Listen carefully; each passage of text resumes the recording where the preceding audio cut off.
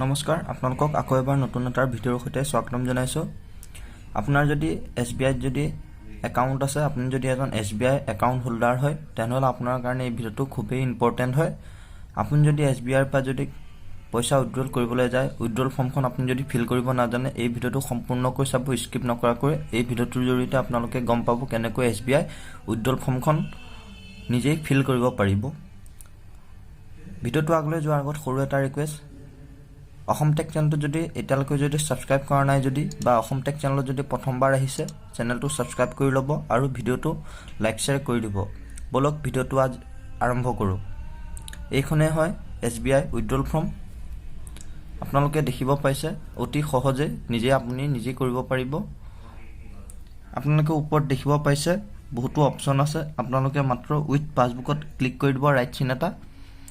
তাৰ পাছত ইয়াত দেখিব পাইছে ডেট, যিদিনাখন আপুনি উইথড্ৰল কৰিব সেইদিনাখনৰ ডেটটো দি দিব, উইথড্ৰল ডেটটো। তাৰ পাছত আপোনাৰ ইয়াত ব্ৰাঞ্চ, আপোনাৰ হোম ব্ৰাঞ্চটো দি দিব, আপোনাৰ যিটো ব্ৰাঞ্চ। মোৰ গুৱাহাটী হয়, গুৱাহাটী ব্ৰাঞ্চ দি দিছোঁ।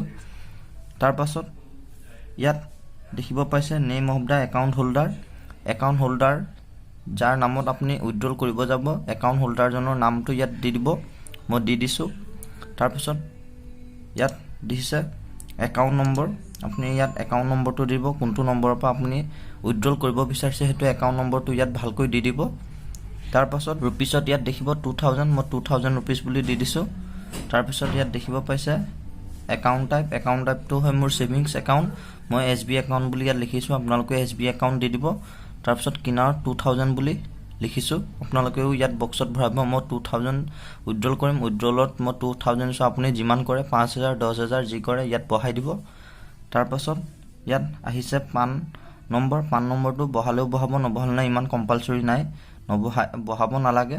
তাৰপিছত মোবাইল নম্বৰটো ইয়াত দি দিব ভালকৈ, যিটো চলিত আপোনাৰ মোবাইল নম্বৰ সেইটো দি দিব। কিবা কাৰণ যদি আপোনাৰ যদি পইচা যদি প্ৰব্লেম আহে তেতিয়া আপোনালোকক ইয়াত খবৰ দিব।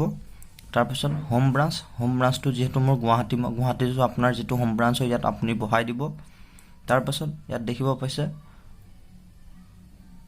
Signature signature of the account holder, ইয়াত চিগনেচাৰ কৰি দিব। যোনজন একাউণ্টৰ পৰা আপুনি উলিয়াব যাব, পইচা উইথড্ৰল কৰিব যাব, সেই ফৰ্মখনত চিগনেচাৰটো লৈ ল'ব। এইটো এনেকৈ অতি সহজতে নিজেই ফিল কৰিব পাৰিব SBI উইথড্ৰল ফৰ্মখন।